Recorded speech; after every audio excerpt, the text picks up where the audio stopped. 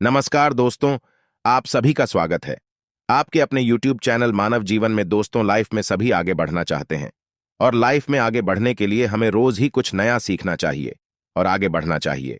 तो चलिए आज की प्रस्तुति शुरू करते हैं। दोस्तों, भगवान सूर्य देव को जल चढ़ाते समय भूल से भी ना करें। ये गलतियां पुराणों के अनुसार कहा जाता है कि दुनिया के सभी मनुष्य को स्नान करने के पश्चात भगवान सूर्य देव को अवश्य जल चढ़ाना चाहिए। दोस्तों, तांबे के लोटे से जल चढ़ाना बहुत ही अच्छा माना जाता है। जल के साथ अक्षत एवं फूल मिश्रित कर भगवान सूर्य देव को जल चढ़ाने से भगवान सूर्य देव बहुत ही जल्दी प्रसन्न होते हैं। जल को चढ़ाते समय सूर्य देव के मंत्र का उच्चारण भी करना चाहिए। इससे मन में पॉजिटिव ऊर्जा प्रवेश करती है। जिन लोगों का स्वास्थ्य अक्सर खराब होता है, यदि वे लोग हर सुबह स्नान करने के उपरांत भगवान सूर्य देव को जल चढ़ाते हैं तो उनको स्वास्थ्य से संबंधित जितनी भी समस्या होती है उन सभी का निवारण प्राप्त हो सकता है। बहुत से लोगों की कुंडली में सूर्य की दशा ठीक नहीं होती। इन लोगों को अवश्य ही रोजाना स्नान करने के पश्चात भगवान सूर्य देव को जल चढ़ाना चाहिए। इससे उनके घर में जो भी खराबी है उसमें सुधार आ सकता है। सवाल यह है कि सूर्य भगवान को कैसे जल चढ़ाएं एवं कब जल चढ़ाएं। चलिए अब हम बात करते हैं कि भगवान सूर्य देव को जल चढ़ाते समय हमें किन बातों का ध्यान रखना चाहिए। यदि आप भगवान सूर्य देव को जल चढ़ाते समय या गलतियां कर रहे हैं तो भगवान सूर्य देव को जल चढ़ाना और न चढ़ाना एक समान है। आइए जानें। भगवान सूर्य देव को जल चढ़ाते समय होने वाली गलतियों के बारे में हो सकता है कि इन्हीं गलतियों के कारण आपके रोजाना सूर्य देव को जल देने से भी आपको किसी भी तरह का कोई लाभ प्राप्त नहीं हो पा रहा है। परंतु दोस्तों, उससे पहले आपसे रिक्वेस्ट करते हैं कि वीडियो को लाइक अवश्य करिएगा, दोस्तों को शेयर कर दीजिएगा और यदि आपने अभी तक चैनल को सब्सक्राइब नहीं किया है तो चैनल को सब्सक्राइब करके बेल आइकॉन अवश्य दबा दें। सबसे पहली बात, पूर्व की ओर मुख रखें। भगवान सूर्य देव को सदैव पूर्व की रखकर जल चढ़ाना चाहिए। जल चढ़ाते समय उस जल के छींटे आपके पैरों के ऊपर नहीं पड़नी चाहिए। सदैव इस बात का ध्यान रखिए कि जहां से भी आप जल चढ़ा रहे हैं उस स्थान से भगवान सूर्य देव को जल देने वाले लोटे का जल आपके पैर में किसी भी हाल में नहीं गिरना चाहिए। यदि जल चढ़ाते वक्त आपके पैर में भी जल गिरता है तो यह अच्छी बात नहीं है, क्यों कि इससे सूर्य देव क्रोधित हो जाते हैं। आपके ऊपर किसी के अशुभ दृष्टि भी बढ़ सकती है। सूर्य देव को जल चढ़ाते समय सूर्य देव के इस मंत्र का जाप करें, ओम सूर्याय नमः। दूसरी बात, बिना स्नान किए जल चढ़ाएं। भूल से भी यह गलती न करें। तीसरी बार, ताम्रपत्र का उपयोग आजकल प्लास्टिक रहा है। प्लास्टिक की किसी भी प्रकार की चीजों से भगवान सूर्य देव को जल बिल्कुल भी अर्पित न करें। इसके अलावा स्टील, पीतल, कांच इत्यादि पत्रों का भी प्रयोग न करें। भगवान सूर्य देव को जल चढ़ाने के लिए सदैव ताम्रपत्र का प्रयोग करना चाहिए। इसके पीछे वैज्ञानिक कारण यह भी है कि सूर्य देव की उष्णता से प्लास्टिक से कुछ जहरीली गैसें निकलती है जो हमारी सेहत के लिए भी अच्छी नहीं होती। चौथी बात, ब्रह्मा मुहूर्त में ही अर्पित करें जल। कोशिश ब्रह्मा मुहूर्त में ही आप भगवान सूर्य देव को जल अर्पित करें। ब्रह्मा मुहूर्त का समय अर्थात सुबह के 3 से 5 बजे का समय भगवान सूर्य देव को जल अर्पण करने का सबसे अच्छा समय माना जाता है। जल चढ़ाने से पूर्व आपकी नियमित क्रियाकलाप भी पूर्ण होनी चाहिए। आप स्वच्छ वस्त्र पहनकर ही सूर्य को अर्घ्य दें। ऐसा करने से नवग्रह की कृपा जल चढ़ाने वाले व्यक्ति के ऊपर सदैव बनी रहती है। भी पश्चात अक्षत एवं फूल अवश्य हो। भगवान सूर्य देव को चढ़ाते समय जल में अक्षत, रोली, फूल अवश्य होनी चाहिए। यदि आपके पास कुछ भी नहीं है तो अक्षत से काम चला सकते हैं। बस खाली सिर्फ जल चढ़ाएं। छठी बार, हाथ सिर के ऊपर रखें। सदैव अपने हाथों को सिर के ऊपर रखकर भगवान सूर्य देव को जल अर्पित करना चाहिए। जब जल की धारा भगवान सूर्य देव को अर्पित करते वक्त गिरती है तो उसी धारा से भगवान सूर्य देव को देखना चाहिए। कहा जाता है कि ऐसा करने से व्यक्ति के ऊपर भगवान सूर्य देव की कृपा बनी रहती है एवं व्यक्ति के मन में पॉजिटिव ऊर्जा भी प्रवेश करती है। 7वीं पश्चात, चप्पल ना पहने।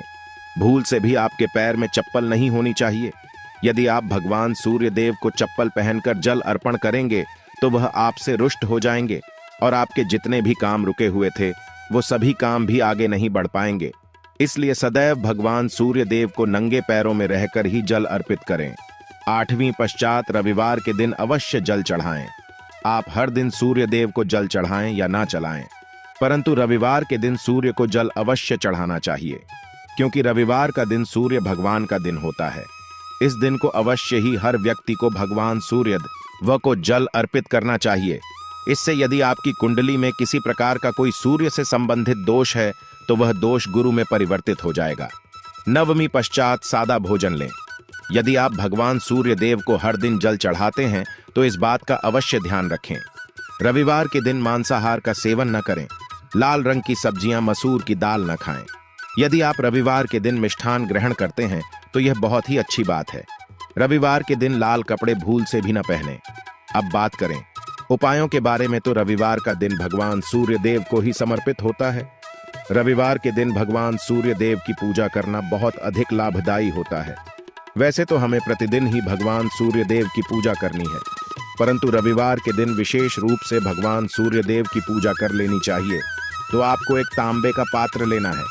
उस तांबे के पात्र में आपको जल रखकर भगवान सूर्य देव को हर रविवार को अर्पित करना है।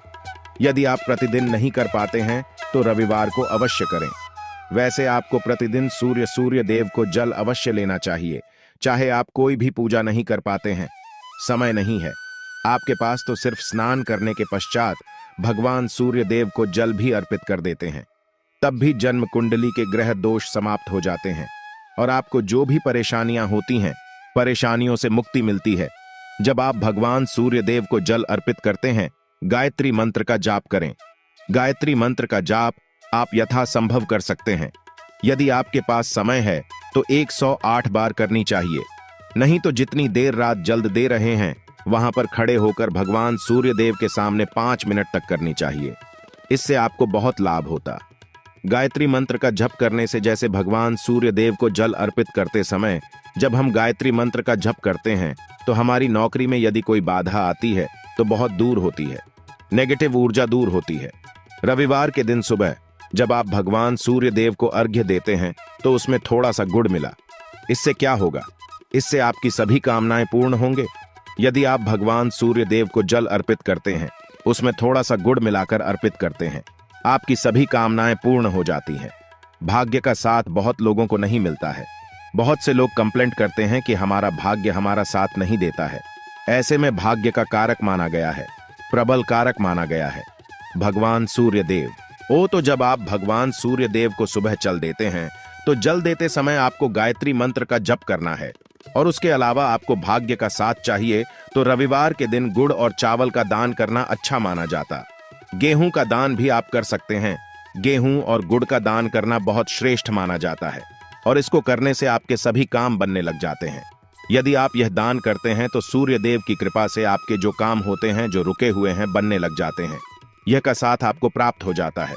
यदि आपके आत्मविश्वास में कमी आ गई है, पराक्रम में कमी आ गई है और आत्मविश्वास आपका कमजोर होता जा रहा है, तो ऐसे में आपको चाहिए कि हर वीरवार के दिन माथे पर लाल चंदन का तिलक लगाएं।